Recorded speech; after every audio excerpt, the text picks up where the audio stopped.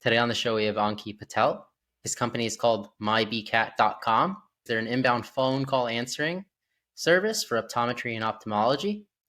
So, Anki, you originally just started in the field of optometry and ophthalmology, and then it kind of shifted into this staffing need. So, can you tell us the story on that? Yeah, we actually still have our brick and mortar stores, but my wife is actually an optometrist, and that's how I got into the business. We have a couple of locations in the Atlanta, Georgia area, and right before COVID, we started noticing that we wanted to try to centralize our call on our phones. And when COVID hit, we realized, okay, staffing might be a challenge. So we started looking at getting help from people in the Philippines. And so we started taking our phones and back office processes and hiring people to do that for us there. And that started about 3, 4 years ago now. And since then, we've been expanding and growing, and we gotten good at it to the point where we're actually starting to do it for other practices now. And is that business scaling really fast as compared to the old business? It is, yeah. It scaled really fast because it's demand. It's a service that's definitely in high demand. So, how are you staffing the staffing business? So so it's actually a pretty robust, comprehensive plan that we use. So we take a look at all the sources that we have, everything from recruiters, job posting sites, referral program.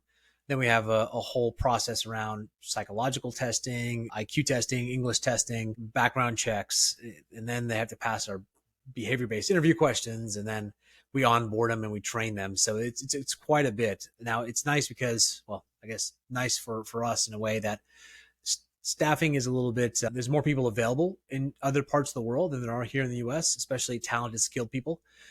Like we get folks with college degrees all the time wanting to come work for us because of what we offer.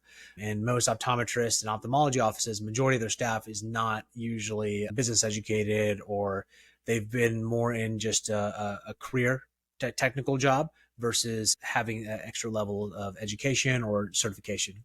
So, are this staff you're bringing in, are they specialized? Are you basically providing specialized training so they can be geared towards the optometry field? We're providing the specialized training. So we have a whole methodology of bringing up to speed within 30, 60, 90 days. And then on top of that, ongoing training and certification. So they can become experts in the optical field if they've been with us for 6 months to 2 years. Oh, very interesting. So, along your career life, would you say there's a pivotal moment looking back? Yeah, I'd say it's shifting away from working alone to understanding that I don't have to do everything in myself. Specifically, when it came to prior to the optometry practices, it was just me and I had my own consulting practice, and it was doing okay. It paid the bills, but it was only, I can only take it so far just being one person. And so I think getting over the fact that, oh, you know what, it's not quote unquote only my business when I go to the optometry field. It's my wife and I. Getting help from people and partnerships, that was really a key turning point for me to realize how much further I could go when I had help. So, was that the shift when you started working with your wife? I'd say that was definitely the start of it. It was more like turning a cruise ship, so it took a little longer. It wasn't like a speedboat, but yeah. So, do you see a lot of companies now where they're going to go with this virtual staffing setup? Yeah, they call me and they're like, yeah, when can we get started? Mainly because it is a technical field. There are some nuances. There are healthcare things that we have to also look out for that we train our staff for. So we know what to ask for when someone calls and they say something, the person calling doesn't necessarily know it could be a really serious issue.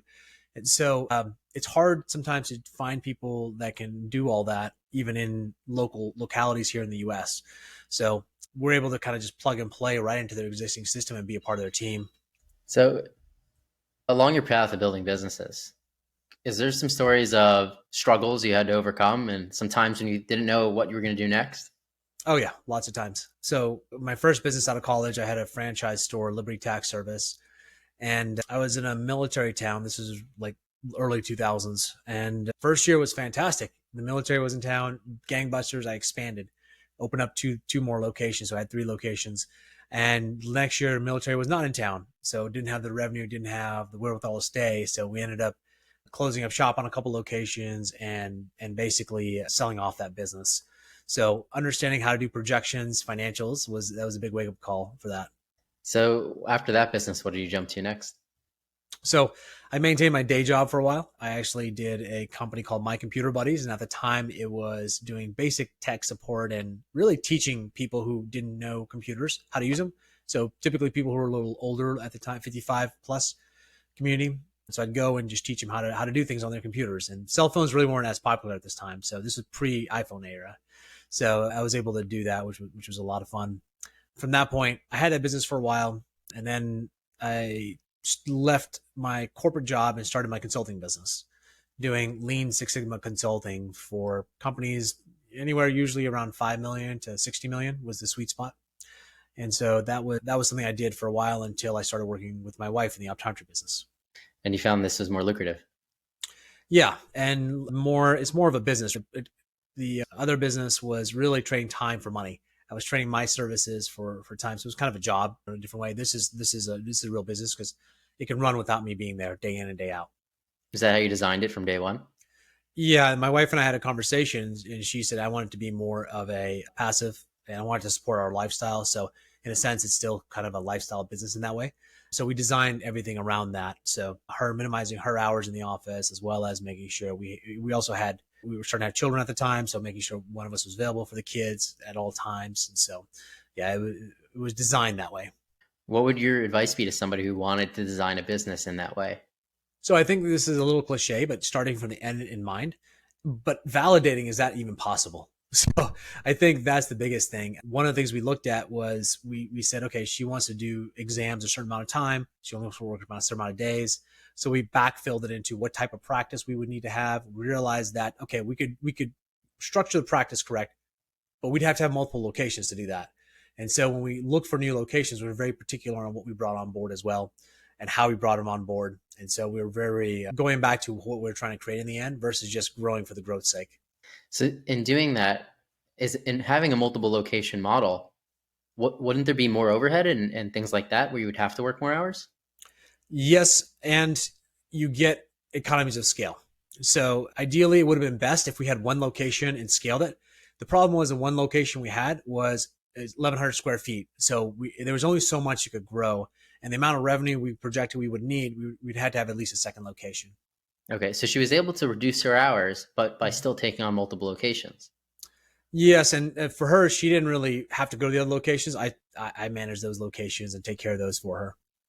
Okay, so you had other professionals in there kind of running the exams and things like that. Correct. We have multiple doctors. We have other managers. We have a whole team that sort of manages the locations. And now she just comes in as more just a doctor, day in and day out doctor, versus having to worry about the management, worry about all the details of the business. So where do you see the staffing business going, or where do you want it to go over the next few years? So our goal within the next 2 years is to get it to 150 direct labor heads. So we're about 30 right now. So we're staffing 30 people over in the offshore in the Philippines, and we're looking to get it to the 150 mark over the next year and a half from now. Very cool. So if our listeners wanted to reach out to you or for your services or to learn more, how could they do so? Yep. My email address is ankit@mybcat.com, or you can go to mybcat.com and hit contact us.